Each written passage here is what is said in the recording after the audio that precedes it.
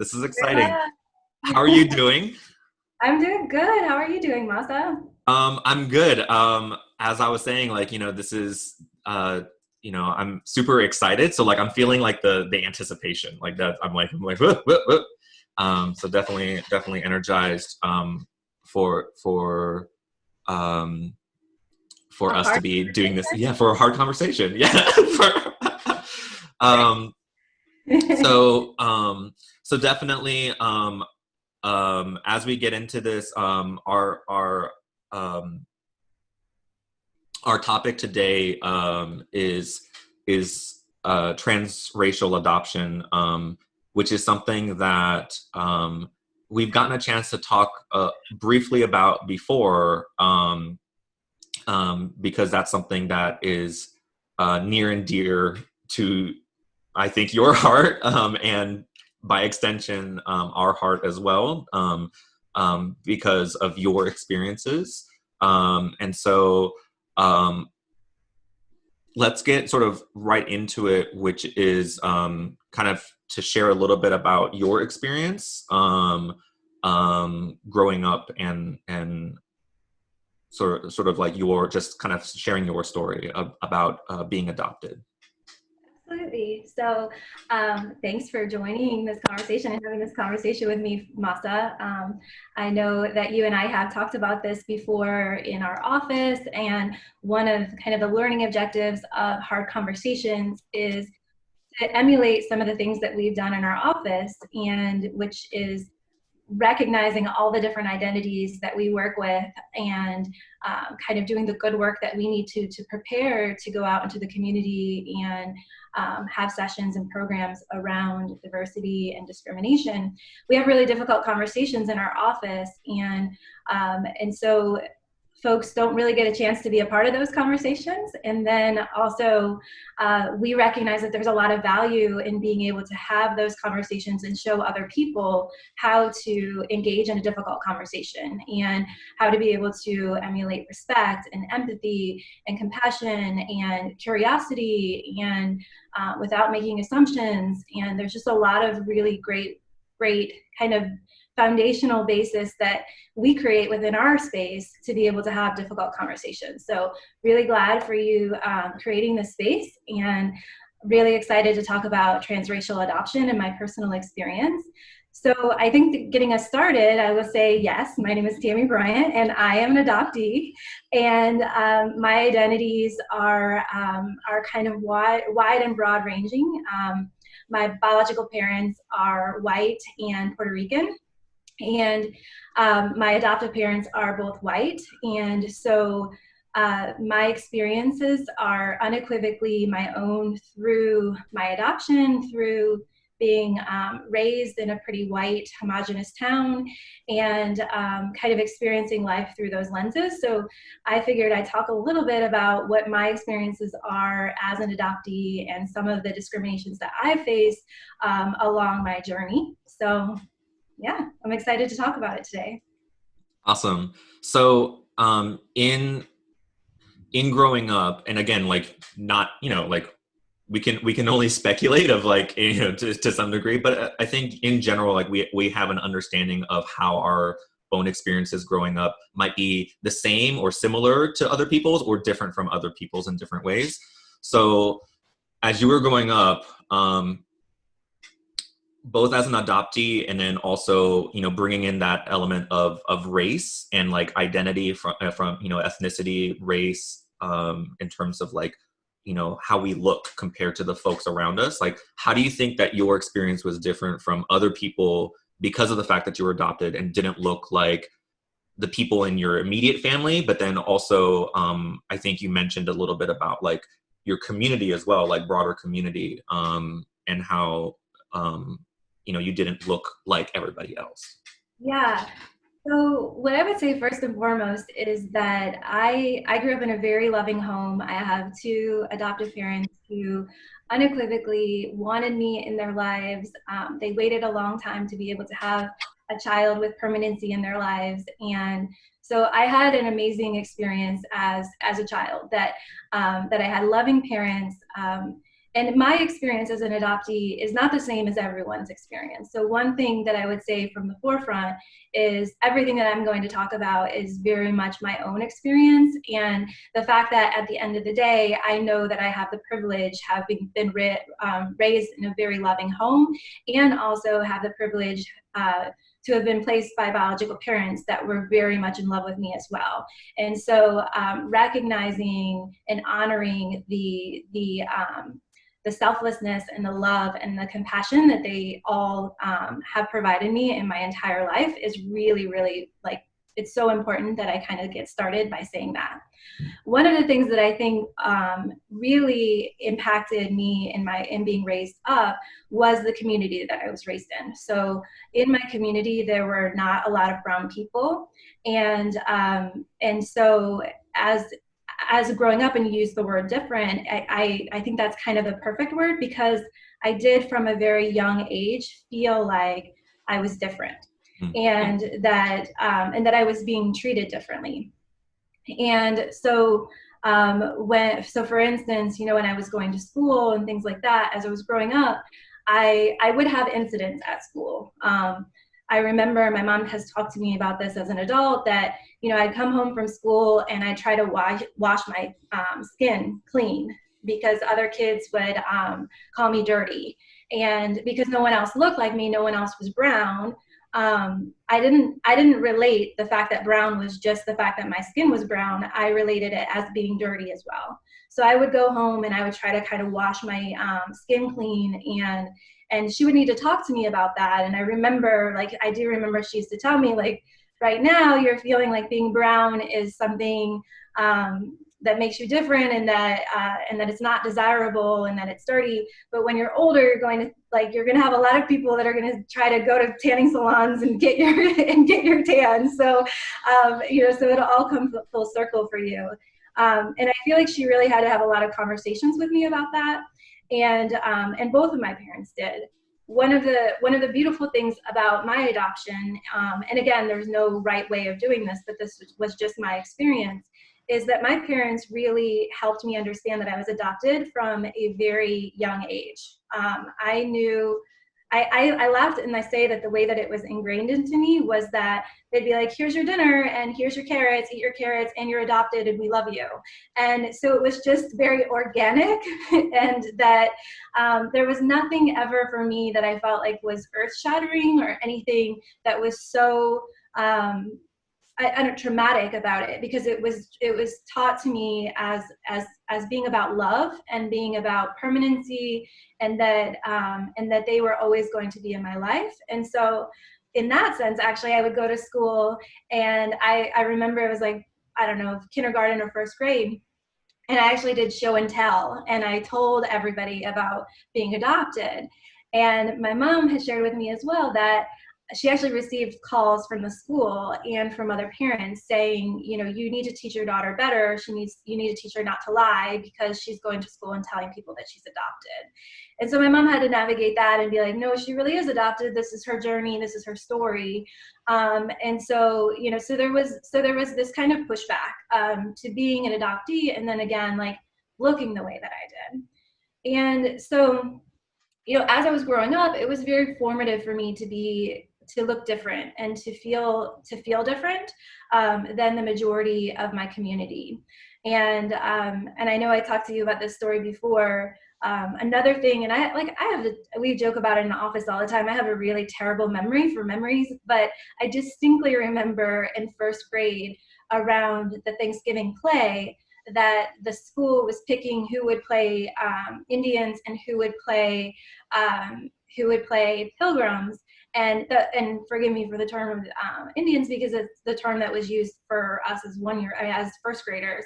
But it was very clear to me that not only my colleague, like, you know, these other first graders, I'm calling them colleagues seems ridiculous, but these other kiddos they were pointing to me and saying, like, I had to be a Native American. That's, you know, I'm a Native American, so I have to play a Native American.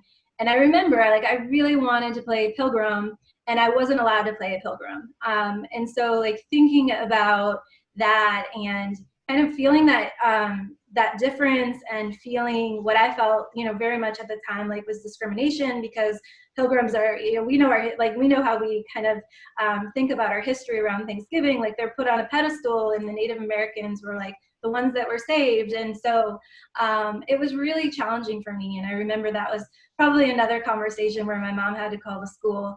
I think my mom had to call the school quite a bit. So I knew from a young age, and I wouldn't say that it was a day-to-day impact, but it was there, and it continued there, really certainly through middle school. And I think by the time that we were all in high school, my high school was very small. My graduating class was 82. So everybody knew everybody, and everybody knew everybody's siblings and cousins and all of that. So I don't think as much of it was impacted at that point in my life, but because at that point, I was just Tammy.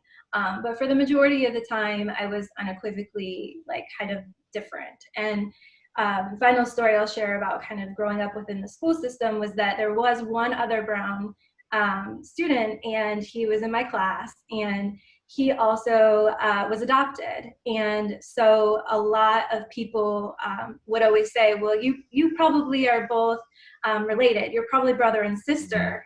And I remember spending a lot of time like thinking through the math of that and thinking about how that could even be a possibility. So I was like, well, maybe this really is my brother, and having to kind of go through that and figure out if that was something that was real, so other people in our community kind of creating my narrative for me, rather than my narrative being what it was, which was being adopted into a very, very, very loving family. I think I really like how you put that, of like other people creating the narrative for you, because I think like that's kind of like as we were kind of going into this and talking about this and preparing for this, it was like one of the things that makes this challenging, I think, and I think is it okay to kind of get into like just briefly like why this conversation is challenging in some ways for you to get into, like because I think like that's important to note as to this is a hard conversation, not just because it's not just like, oh, like this is like a difficult topic sort of academically in general, but why is this a hard conversation? Like, why is this a challenging conversation in some ways? And I don't know if you could speak to that just a little bit. Yeah, well, I probably could speak to that for a whole class. I could teach a semester's class about that. But I think it's twofold, particularly for me, and again, speaking from my own personal experiences. One, there are a lot of societal assumptions and questions around adoption. And each of those are informed by people's individual experiences with adoption, whether they have somebody in their family that's been adopted, or whether they have placed a child for adoption, or whether they have adopted. So there's a lot of emotion around the decision making of adoption in and of itself. And so I think that conversation and the difficulty and emotional aspects of that conversation, and kind of like societal's understanding of adoption, I think is one level. And then I think for me, adding in my identities of being half Puerto Rican, half white, and having, again, grown up in a very homogenous town, is that you're adding this interracial element that is its own complete debate, right? That there's questions as to whether interracial adoption should be allowed. There have been countless studies around, is interracial adoption harmful for the adoptee? In even sub-studies, multiple sub-studies of just different types of interracial adoption. Like, so adoptees coming from very different ethnic backgrounds, again, being its own debate. And so it's really complicated because there's so many dynamics. And at the same point, it's very reflective of society of itself, that we are that we have so many different ethnicities and backgrounds and experiences, and that at the end of the day, when we're talking about adoption, we're talking about creating family.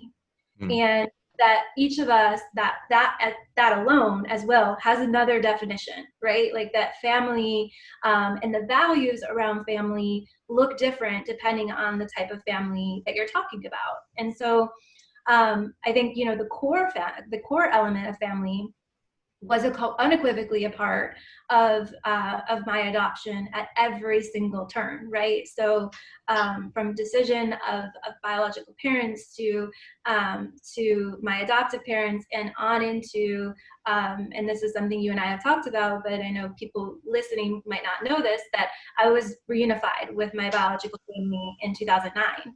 So as an adult, like as a 26, 27-year-old adult.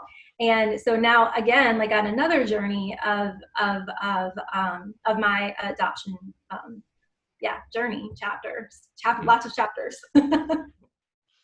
So yeah, I think, and that's something that I've been kind of thinking about a lot as we were prepping for this for this conversation today. And I was literally taking a shower and thinking about this of that whole piece of the exactly what you said of like this idea of like what should be and other people's expectations of what should be, and kind of like the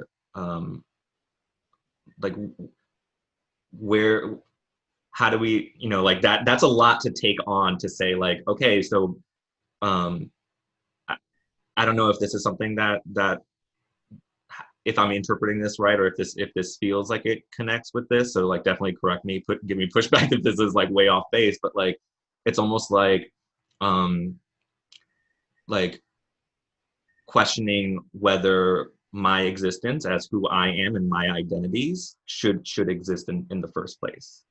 Like that's, I don't know, that's how I was kind of like feeling it based off of kind of what you're saying, is like this sense of like, if people have strong opinions about like this is wrong or this is the way that people should do this or do family, then if my family doesn't look the way that you are expecting, then like what does that say about me and my family? Like what is this expectation that is being placed on me? And like that's heavy. And that was something that I was like really reflecting on a lot, kind of as we were prepping for this. I don't know, does that? Yeah, I mean, that really resonates with me. It is a really, it's a challenging thought to kind of process and to think about. So it goes back to kind of that original question around adoption in and of itself, whether it's an interracial adoption or not, but Mhm. then adding these additional elements of, do you, at the end of the day, like, do you have to look like each other, and do you have to, do you have to come from the same, like family values and those kind of things, like to be legitimate, I guess, Mhm. right? Mhm. Like, and I think, like, from my perspective, again, as an adoptee, would be the only fundamental necessity of family is love. Like, that's it. At the end of the day, there has to be love. And maybe I'll say, like, I think love assumes safety, but I would say love and safety are the things that you really need to create a family. And so, so I think it would be really hard for me to have conversations around that. Mhm. Hard conversations. Haha, I Mhm. did I did. I think it would be really hard for me to have conversations around that, because as an adoptee, I know unequivocally that that my family is legitimate, and that Mhm. my family, and now having been reunified and having, I think, literally, and be married. So there's that element too. I think I would probably have like at least 300, maybe more family members. Like, when we're talking about all the extended family that branches out into all of these different directions.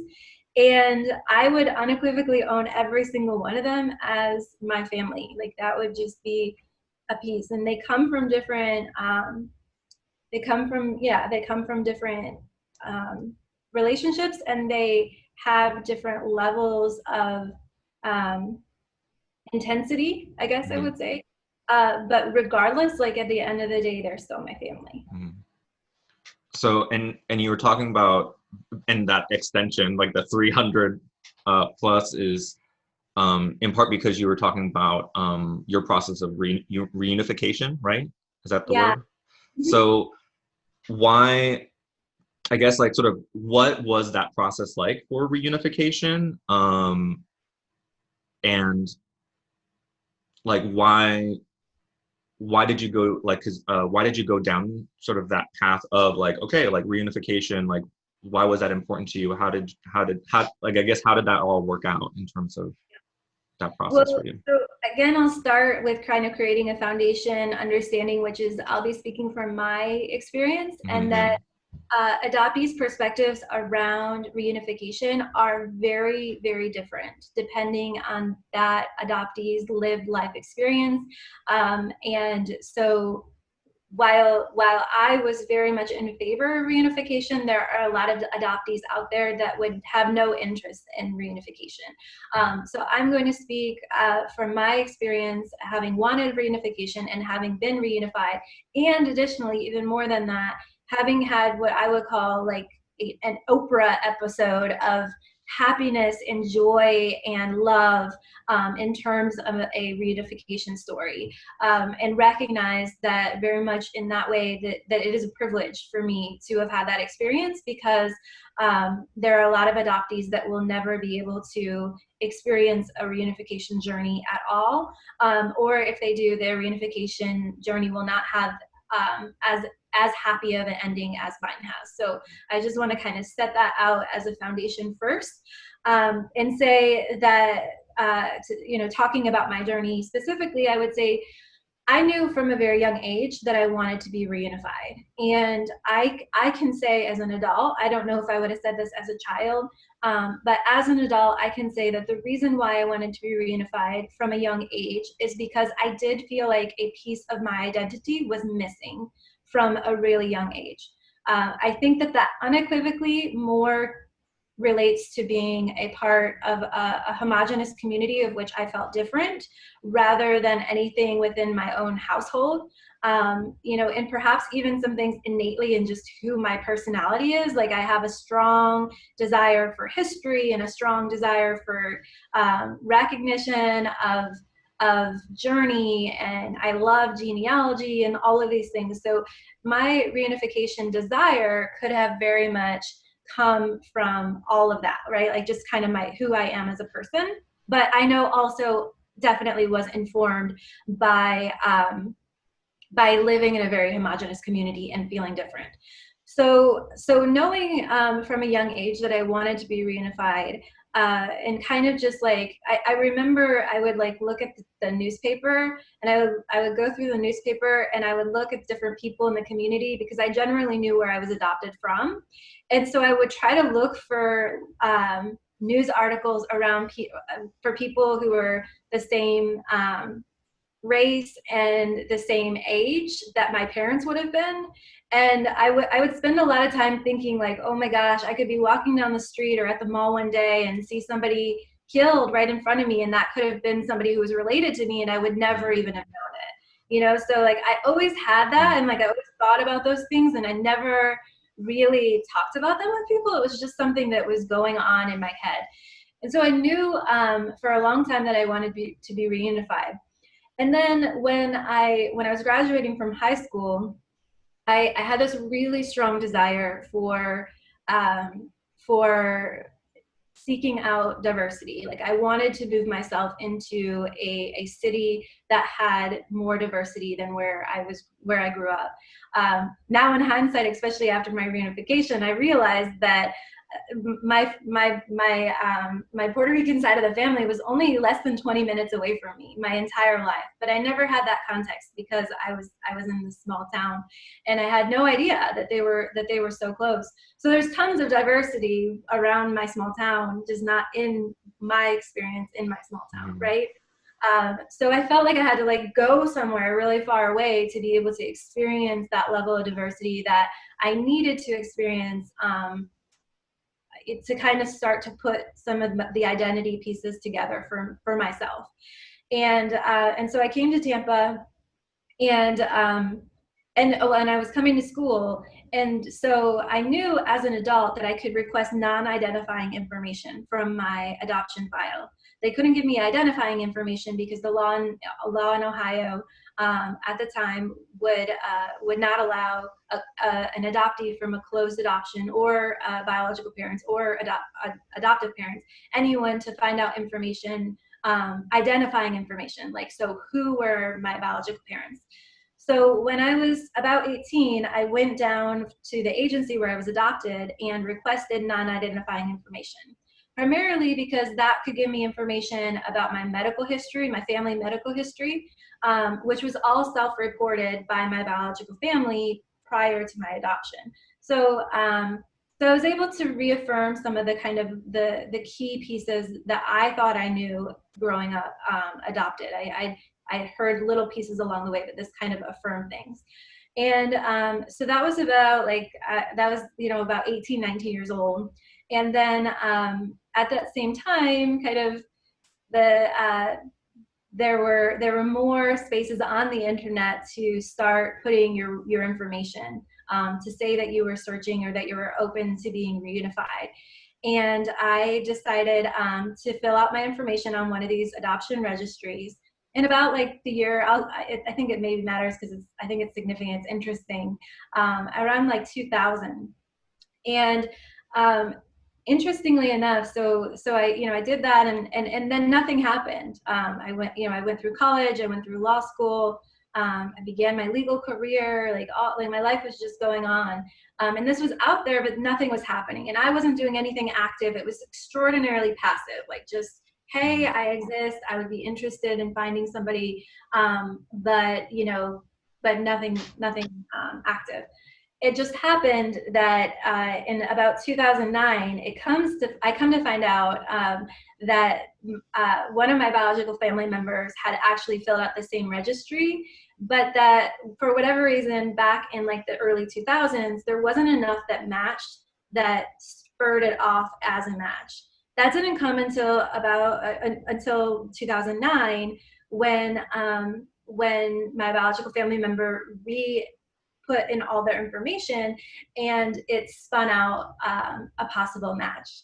And then there are these people called adoption angels that review everything and actually reach out to the parties that have listed their information. So they reach out to my biological family member, and then that person reached out to me, and that's how we were reunified. And then like everything kind of just came from there. They put me in contact with other biological family members, and it just exploded, and like a positive, amazing explosion. Like it's life, and so life has positives and challenges, but for the most part, it is a very, very positive, kind of happy ending story. It was really important to me from a very young age to explore and to be able to find some answers around my identity. So, and I can imagine, like, again, like the complexity that is inherent in the process, and in also just in kind of with what we were talking about earlier, with sort of like the imposed narratives and things like that. Like, how did you navigate sort of like the different relationships with your core family, biological family, like all these sort of different, like with your broad family? How did you navigate all these different relationships? While they were while they're kind of almost in some ways intersecting and starting to come into a shared space through you. Does that make sense? Yeah, very difficultly, and perhaps with a few stumbles. I know that it was a challenge for everyone, because everybody is bringing their own experience to to the space. And so there's a lot of history and emotion and pain and all sorts of things. And so navigating that was really challenging. It was probably this is probably the hardest part of this hard conversation for me, Mm-hmm. Mm-hmm. being able to navigate and be able to share to everyone that I love, like that I love them so much, and that like at the end of the day, that my desire is to have everybody in my family and to be able to navigate that in a way that that that is positive and that is healing, rather than harmful. And so, so that, like, to me, coming into the reunification place is like, it's very much where I started this conversation, which is like, I'm a very happy, relatively well-adjusted, like, I still have identity crises because I have other identities as well. Like, I'm left-handed, for goodness sakes, and I can't pick up a pair of scissors without having trouble with it. And so, I mean, I think like that I have all of uh, I have all of these things, yes, that are a part of me, and a part of my experience. But at the same point, like, I wouldn't change a thing. Like, this is my journey. This is how I became who I am, and I'm very proud of who I am. And I'm a reflection of every single person in my family's decisions and love and compassion and strength and push and so so it's been challenging because it's hard to express those intentions all the time. I try to be really authentic and open and transparent, but at the same point, sometimes even like things are just too hard that it's not even, maybe I could say everything that I could, and it's still not maybe the right time. Like, that time needs to heal all things, I think.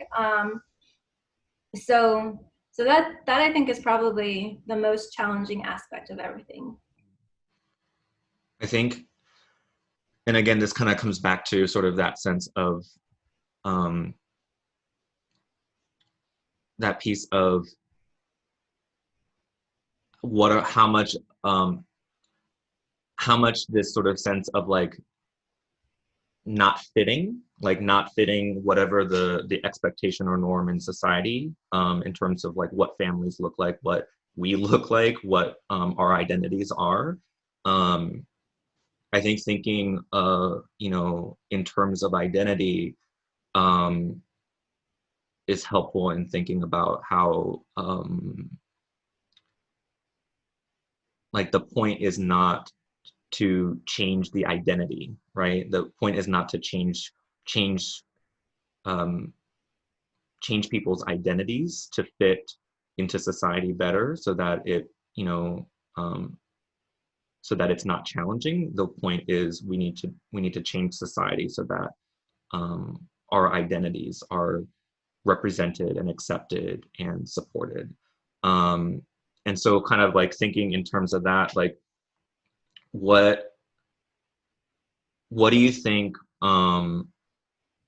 What do you think community members could do, or what would have been, like, even if you were in the community that you were in growing up, right? Like, let's say it's just like, okay, it's a fairly homogenous community, and, like, kind of all things taken into account as it was, but like, what could your peers or adults in your community have um, believed or said or done differently, um, to support you and your families, growing up? And then, like, what do you think?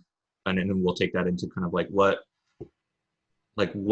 needs to change so that, um, yes, you had like a very positive experience overall, and you wouldn't change a thing. And at the same time, like, there are challenges, but like, what how can we create a community that is more supportive so that um, the challenges are not compounded, if that makes sense. Absolutely. So one thing I would say is that a lot of conversations around um, transracial adoption is, what should the parents do, right? Mm, So there's a lot of pressure put on transracial adoptive parents to, you know, and lots of like very well-meaning advice that I think is too specific. So my perspective is every family is different, and that each family should be able to navigate kind of like the introduction to culture and the introduction to language, if language is the aspect of that transracial adoption. Every family should navigate that within their own space and in the ways that are comfortable for them, and recognizing the needs of that child, right? Because as I mentioned earlier, like for some adoptees, reunification is a big thing, and for some, it's not a thing at all. So it wouldn't make any sense for families to spend a lot of time talking about reunification if it wasn't something that was in that child, and in fact could do harm to push a reunification conversation if that is not something that the child is really interested in, right? So so I think every family really has to navigate these things on their own. I do think from a societal perspective, one, and this applies to transracial adoptees, but it applies to lots of little kiddos as well, is recognizing that that youngins can be really harsh, and that you know they're too young to really understand what they're saying and the impact of what they're saying, but that behavior has to be remedied at a young age. I think that there unfortunately are multiple times that I think my teachers were ill prepared to deal with the discrimination that I was facing by my peers. I remember, this is a little bit older in my journey, I think it was about 6th grade. We were watching a movie, and me and my girlfriend went to the bathroom. Like, I think you had to have a buddy to go to the bathroom or whatever. And I went into the bathroom, and some girls had written on the bathroom stall, Bryant, my last name, Bryant Big Lips. And so I went back in and I told the teacher, and the teacher made me and my friend go, and she did let my friend come with me, but made us go and wash it off. And so we had to miss the movie, and like I remember feeling really upset about missing the movie, but like also just not feeling supported. And you know, as an adult now, thinking about that situation and the fact that my teacher was not there to recognize and to support that was extremely impactful to me, and that it related to stereotypes around identities that I have, right? So so I think like I would hope that society could do a better job of embracing and educating themselves around transracial adoption, and you know, really just recognizing that we're a family just like any other family, and that you know, that the number one thing at the end of the day again is love, and that, you know, and that we love each other, and that we should have space to exist just like any other family. Yeah, that I'm still stuck on just the fact that the teacher's like making you basically clean up after somebody else's actions, like being punished for being hurt. Yeah. So yeah, that's I'm a little bit reeling from that, but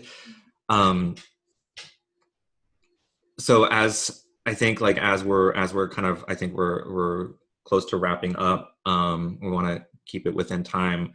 I think kind of I think you're speaking to this a little bit in terms of sort of like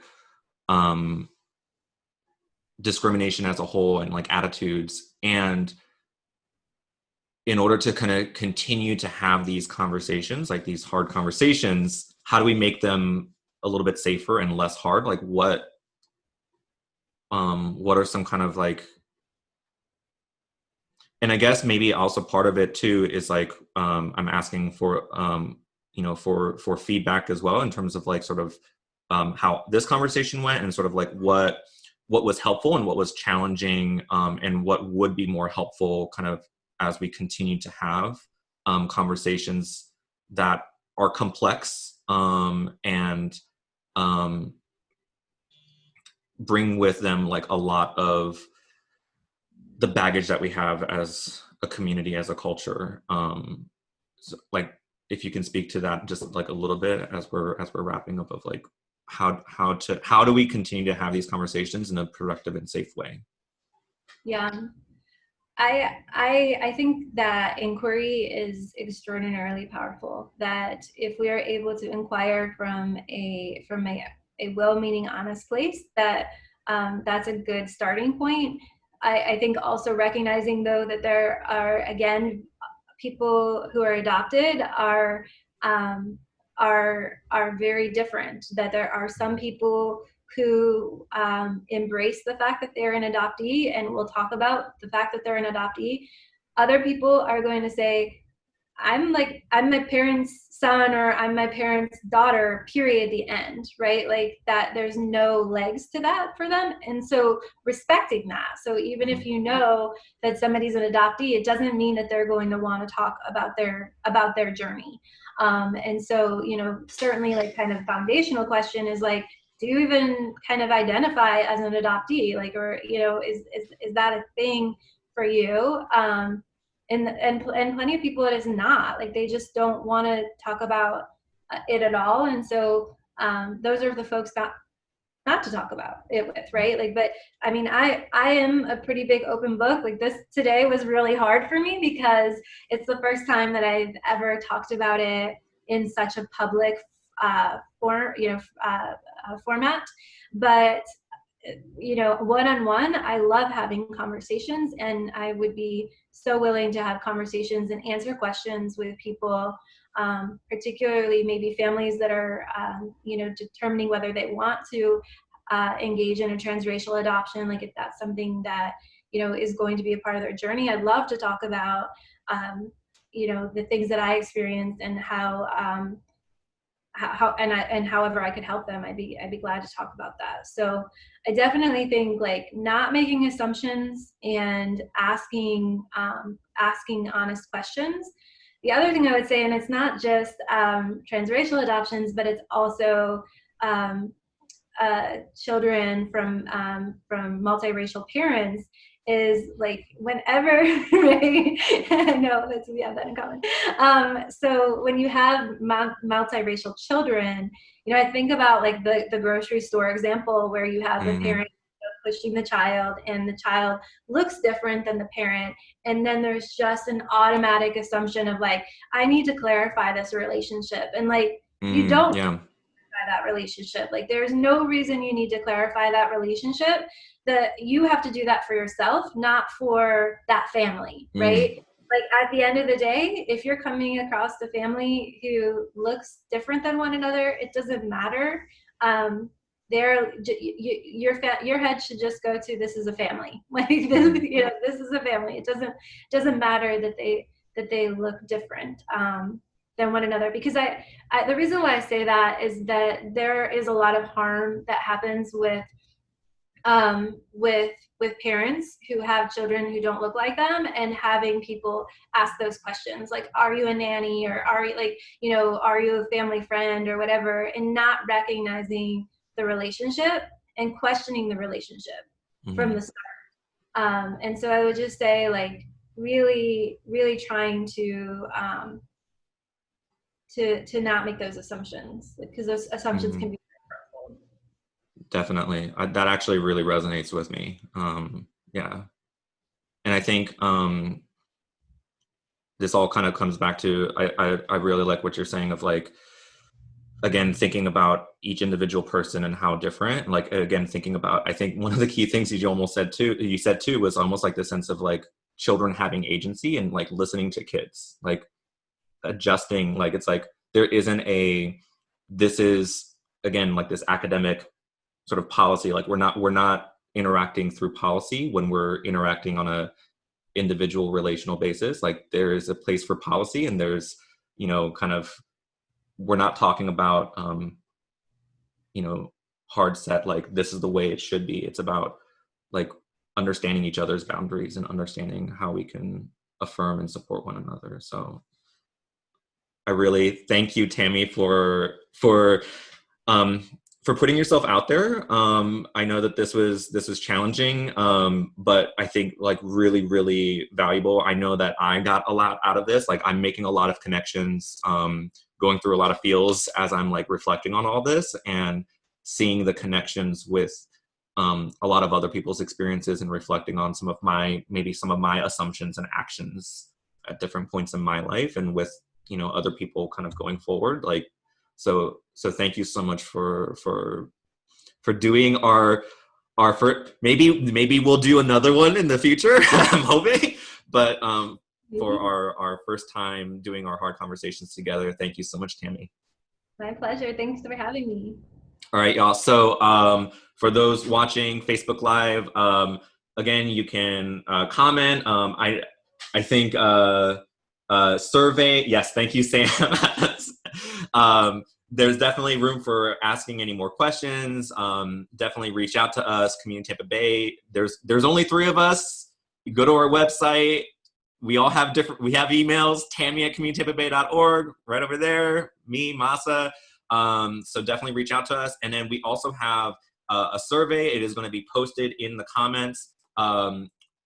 If you are participating or watching, please fill out a survey so that we know that you are participating in the different virtual programming that we're doing, and kind of give us feedback on what's resonating with you. And so that way we can continue to improve on our engagement and integrate our programming into the future once we are also back in person, but then also as we continue to work on our virtual programming so that we can do the best by all of you. So thank you all so much. I think it's in the chat, tammy@communitytampabay.org. Sam, thank you so much for posting the Hard Conversation survey. You are so on it. And thank you all so much. Have a great rest of your Wednesday. Take care, y'all. Bye, Masa. Thank you. Bye, Tammy. Thank you. This is Boss.